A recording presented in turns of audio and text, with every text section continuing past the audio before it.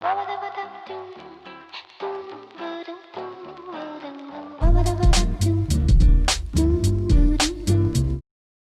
with Alex and Lukasz of Manifesto Coffee, now based in Perth.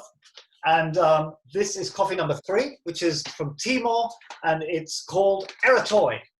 Great to meet you guys. So if you can introduce yourselves and tell us a bit about yourselves. No worries. My name's Alex. This is Lukasz.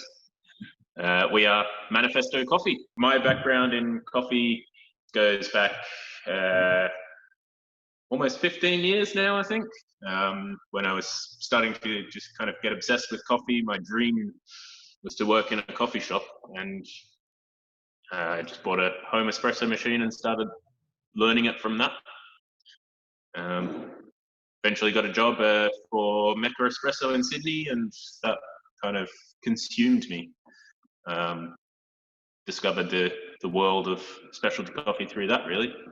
Eventually moved to London, opened my own shops. My old store, McIntyre Coffee in Angel, is where I met Lukasz, who was my head barista.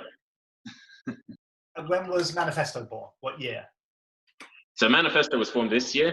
So Lukasz moved up from London to Edinburgh, where I was living at the time. And our plan was to do something this year. We didn't completely know what. We were thinking of maybe starting a coffee roastery, but it wasn't going to be until around this time at the earliest, to be honest. I was supposed to go for a nice holiday to Australia for 6 weeks. My flight was scheduled on the 24th of March. Lockdown happened, flight was cancelled. Lukasz and his wife moved into my flat because of lockdown, and we decided to just start the roastery then and there.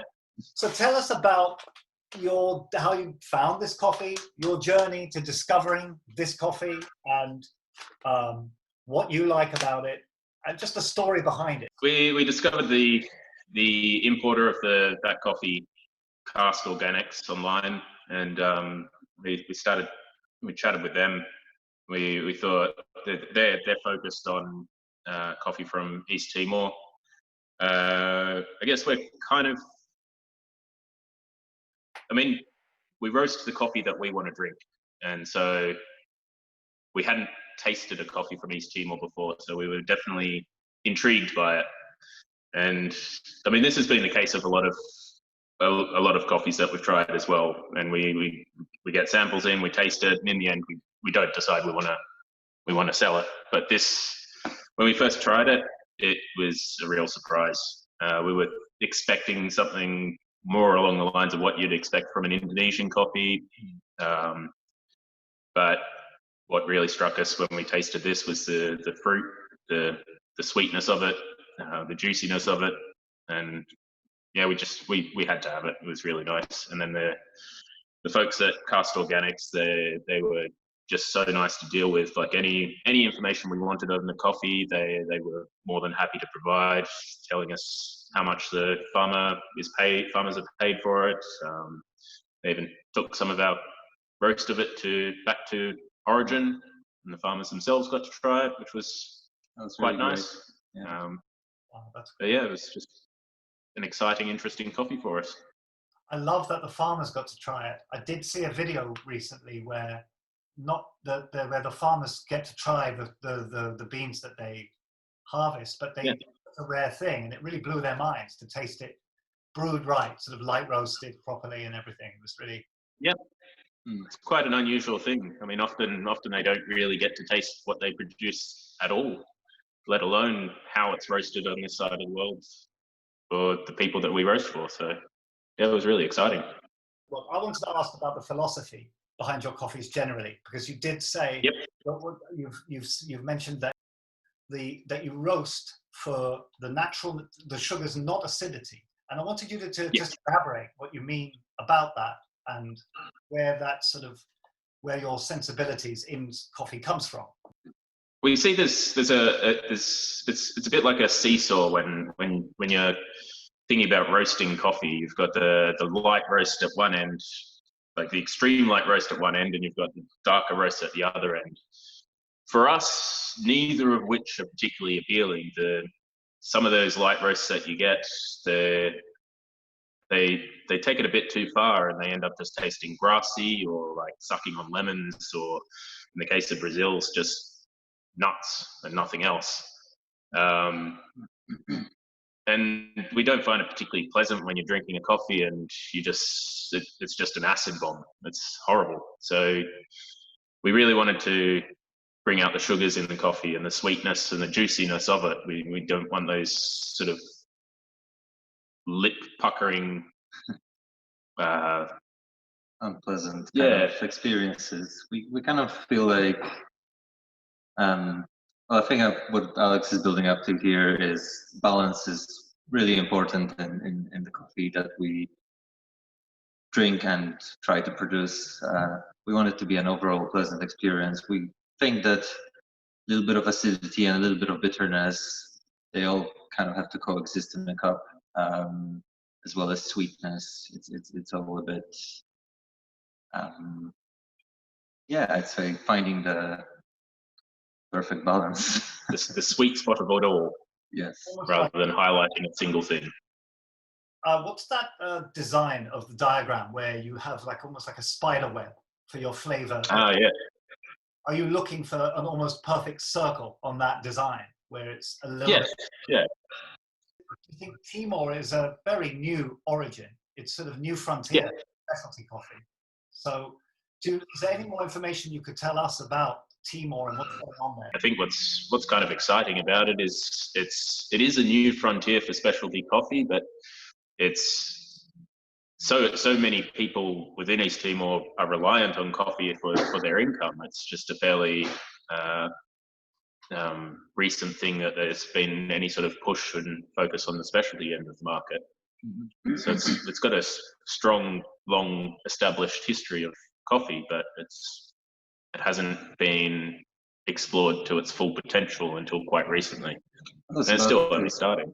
I was about to say, like, what I found really fascinating is the fact that from what I've been reading about how the coffee production looks like in Timor, it seems kind of almost like Wild West, like in a way where basically, from what I've been reading, most of the farmers, they don't really own the land where they grow the coffee.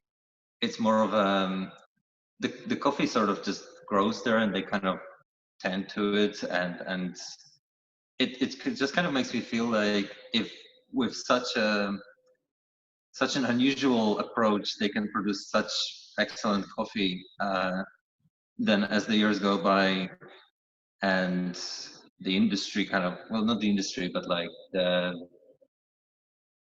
it might become a bit more, I don't know if I want to say organized, but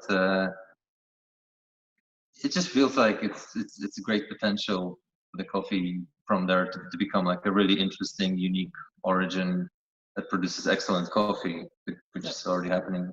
What's the most interesting thing you've learned since working in specialty coffee?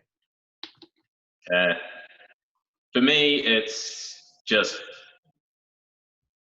I guess the thing that I've learned working in specialty coffee is question everything.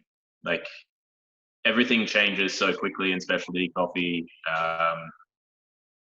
Anytime there's been convention or norms, it only takes a few years for it to be turned on its head. So the thing I've learned that it's just question it all. It's all subject to change, and it's all very exciting because of it. So can we get a little tour of the roastery? Is your mobile, are you able, or are you going to? Yeah. Part of what was pretty spectacular about moving to Perth is the fact that we could afford to actually have a dedicated roasting space, which we would have struggled with in Edinburgh. So it's pretty nice. So here's the roastery. It's a bit of a mess at the moment because we're still kind of figuring out where everything should go. So yeah, so this is where we roast. This roaster is the roaster we started with. It's a very, very small Aleo bullet. And it's 1 kilo roaster, so it's quite small, but it's really fantastic. It's punches well above its weight. It's pretty amazing. So that's kept us going since March. We recently got this one, which is the Stronghold S7 from Korea. It actually has the same capacity as this, but it's a lot more powerful, a lot more control, a lot more.